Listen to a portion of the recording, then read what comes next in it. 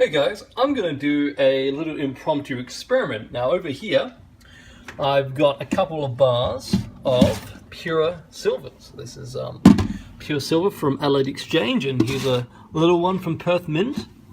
There you go. Okay. Now one of the cool things about silver is it has interesting thermal properties. It is very thermally conductive. Now over here I have some ice cubes in a tray, little ice cubes. I'm going to take one out. Very sticky. There we go. I'm going to put it over here. You see it's just sitting there. It'll melt. Give it time. But let me show you a little trick I can do with the silver. I'm going to get another one of these. Get a bigger one. There we go. Big enough. It's not very big. But watch this. I'm holding in my hand. Now my hand is warmer than the metal, because I know that my hand on body temperature, it's a cold day, but watch this. Put it on the silver bar, and immediately it starts melting. So that heat is conducting through, because the silver is warmer than the ice, but I said my hand was even warmer than the silver, but in my hand, it wasn't melting very fast. There's a little bit of wetness on my hand. From the silver, it is melting very fast because silver is very thermally conductive. Now, if I move this around, spread this around the silver, you see I've made a little puddle in the groove in this silver bar. And if I just continue to do that, it's going to disappear in a few seconds.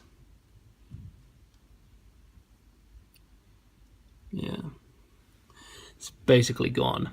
So you see that? Now it's just water. Where is it? Is there anything left of it? No, that's the other one. The other one, yeah. No, not really melting much at all. You have to give it more time. Alright, well maybe if I want to melt this, let's put it on the other silver bar. So, in my hand, you see there? Yeah, I can feel it feels wet in my hand, so it is melting a bit. See, it's a bit of water. But put it on the silver, and it basically wants to slide right off it.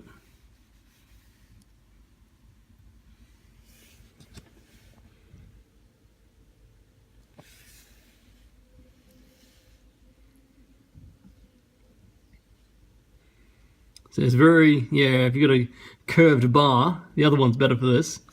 Maybe I'll just move it back onto that one. Actually, if I remember right, it's a bit rough enough. Maybe that's good enough. Let's try put it back on here. Okay, yeah. No, it's too slippery. I have to put it back on that one. This one's got a bit of a groove in it, and I can just kind of sit it on. And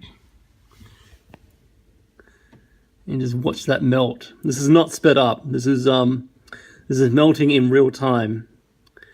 And this is a cold bar of silver. It feels cold in my hand. It's effectively room temperature on a cold day, but my hand is cooler than the silver. But the ice definitely came straight out of the freezer.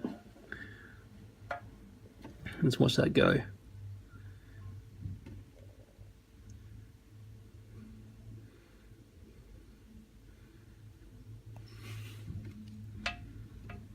Let's see how much water is actually there now. You can see that. It's like a puddle forming.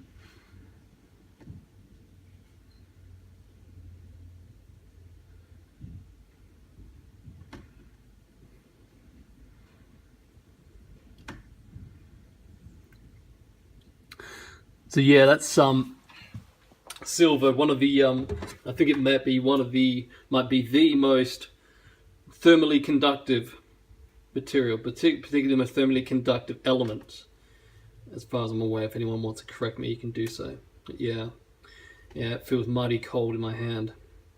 It's cold.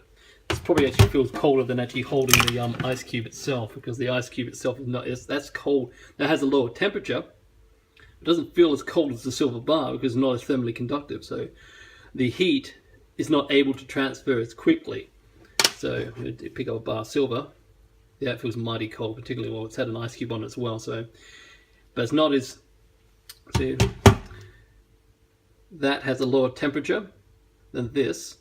However, the ice cube does not have the ability to transfer as much heat as the silver bar. That's the lesson we learn here. All right.